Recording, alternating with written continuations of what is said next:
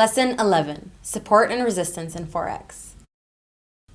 Support and resistance are two of the most popular concepts of technical analysis. These levels are prices at which there is a barrier where the price would either stop or reverse at the given level. Support is a level that prevents prices from being pushed downwards. Resistance is the level that prevents prices from being pushed upwards. There are 3 golden rules for support and resistances. The longer the price stays at the support or resistance level, the stronger it gets. This happens because the more obvious the level becomes, the more traders will be placing their buy or sell orders there. When a support or resistance level breaks, the stronger it has been, and the stronger the next move will be. In theory, every support should become resistance, and every resistance should become support. Here you can see the price was rising and met resistance. When it broke through, it was this same level from the upside and became the new support. The same can be seen in downtrend. Price was falling and it met support. It managed to break through and tested this level as the new resistance.